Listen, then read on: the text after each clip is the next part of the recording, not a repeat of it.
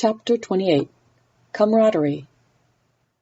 Once they were assigned quarters, they worked out that the camp was arranged just like every other Imperial camp, only under trees and without battlements. That means the mess tent is this way, decided Zipper. Delta sighed. It's a little early for dinner. We can get good seats, said Zipper, and we have more time for seconds. Delta sighed again and got up. Coming, she said to Gwen. Gwen waved her off. Oh no, said Zipper, marching straight over to Gwen. You are definitely coming. She started poking her on the ribs. Gwen made a face, but gave in. They headed over there, Zipper in the lead. They still had their tabards on. After talking about it, they decided that they were well known enough to enough people that it just made sense to wear the tabards all the time. Delta said that the brigade would pick up the cost of cleaning them properly and get a second one made for each member. Heads did turn as they walked past, as much for their heraldry as for their being a goblin astride a wolf. Grab a table, said Zipper. I'll get grub. Delta and Gwen complied. We could be here a while, said Delta, and they eased Gwen off Johnston and onto the bench. Gwen looked around with a curiosity, and after a while she pushed back her hood and continued to look around. They look Johnson. They look me. Same, said Gwen. Delta pointed to a squad of orcs that just arrived and boisterously joined the food queues. Lots orcs. Maybe see same. Gwen shrugged. Some speak goblin. No goblins here. Mystery. Delta looked around some more. She did see some people from all over the extent of the old empire, mostly humans and orcs, but she had seen the odd dwarf and maybe an elf or two, and Zipper had said the cook was from Nolistan. She looked up to check, but Zipper was arriving triumphantly from that direction. Ta-da! Trumpeted Zipper, placing a large trays on the table from which she started unloading food. That's for you, and all of this is for me. She had a whole pitcher of water. We'll need this. Cautiously, Delta took a spoonful. It was some sort of fragrant stew over starchy pellets. She wasn't used to the flavors, but it was warm and it was solid. She looked up, surprised to note that Zipper was not plowing into it like a starved outcast. Instead, she was watching Gwen with a big grin on her face. Gwen had sniffed at the food with some reluctance. She poked at it for a bit with her spoon, then picked up a mouthful and ate it. The moment she put it in her mouth, her face transformed.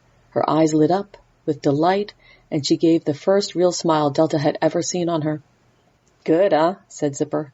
You like it spicy, right? Gwen shook her clawed finger at her. No dust. You eat dust. Zipper laughed and poured some tankards of water. Oh, I like spicy too. Maybe not as much as I think you do. Both of them pursued their food with gusto. Delta smiled, shaking her head. I'll stick to dust. The cook came out to watch. He was enormously tall, very shaggy, and of a race that none of them had seen before. Zipper's eyes were watering, and she was guzzling water, but she smiled weakly at him. Gwen grinned broadly and gave him a thumbs up. He let out a barking laugh and returned to the kitchen. It takes a lot to impress you, said a voice. Delta turned, and there was a tall woman standing behind her. She had gray eyes, and her hair was streaked with silver. She stood and looked directly at her, unwavering. It takes a lot to impress me, too. Sir, said Delta, standing up. Sit, she said. Captain Delta of Wight's Brigade. She smiled thinly. You aren't under my command at present, but at least we're on the same side this time. Recognition hit her, and her eyes widened. Banbury Tower, you commanded that unit. Major Connie, she said. Major Connie Monsees. Her eyes watched Delta closely, judging her reaction. Third daughter of Count Monsees. I signed on with a commission when my father went over. Pleased to make your acquaintance, said Delta. The woman was intimidating and was well aware of it. Delta knew she was being judged and felt around for the right thing to say. Your troops did well at Banbury. Well played. Her smile broadened. Not as well played as you. We do our best to fulfill our contracts to the best of our ability, said Delta. I'm glad to hear that, said Major Connie, especially since you are working for us now. Training and guard duty, said Delta. I heard as much in the officer's tent, she said. I had to come over and look you in the eye. She held out her hand. Delta took it and shook. Her grip was like iron. I'll leave you to your dinner now. Sir, said Zipper as she was turning away to go. She looked back, eyebrows arched. How did you find us? We had a half-day's head start on you. The side of her mouth quirked up. You have your tricks, we have ours. And then she went. That was a seriously scary lady, said Zipper, in an undertone. She was sure that the woman was out of earshot. Delta took a long drink of water.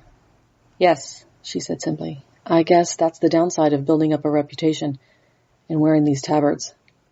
That little interview had not gone unnoticed. A number of the other troops were looking at them and talking amongst themselves about them. The tent had filled up, and latecomers were being filled in on the things so far. A group came by looking for space. One of them did a double-take and cried out, Hey, it's the porcupine! He nodded at his friends to come and sit. Ragnald? Said Delta, taking a moment to recognize him. Since birth, he said. He introduced the others quickly. Delta returned the favor. How's the hip? Said Zipper. Missing your spear point, he said. It cries out every morning for it. Fine otherwise. Well, she said, we'll be giving how to get stuck with a spear lessons in the morning. You should drop by. The rest of them groaned.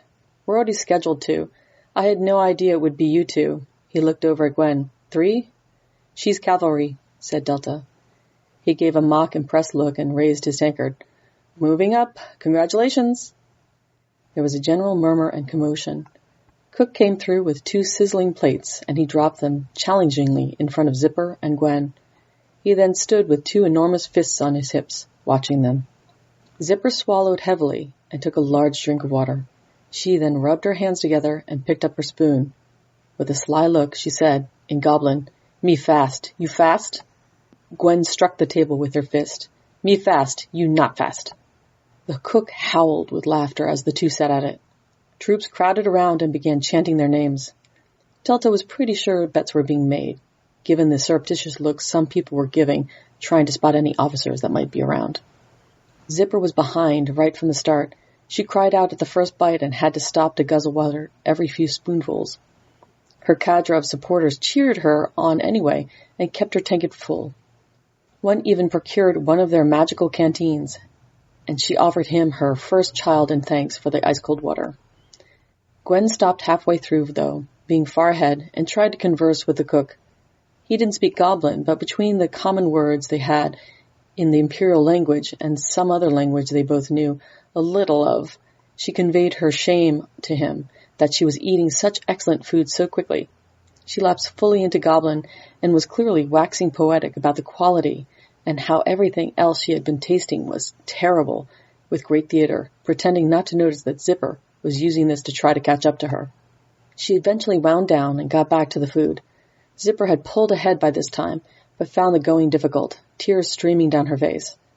Gwen just plowed through it, and when she was finished, amongst the cheers of her supporters, finished off the last few bites on Zipper's plate too. Once Zipper was able to wipe the tears from her eyes, she offered her hand to Gwen. They shook soundly and cheered, Wight's Brigade! The rest echoed the cheer, led by the chef. Everyone dispersed, laughing. There was certainly high spirits and good camaraderie here, mused Delta. She could like these people, if only their goals weren't so fantastical. She didn't understand the allure. Hey, Ragnald, asked Delta, what's Major Canny's story? She said she was a Montesey noble. Why did she get mixed up in this?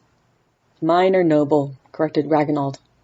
Your prospects aren't great being the 3rd child, especially if you're smart, and she was as sharp as a knife.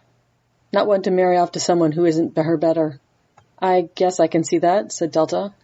The Count sent her about, north to Bright, east to Jokamai, to get to know their neighbors. I've seen her speak Orcish and whatever it is they speak in Jokamai.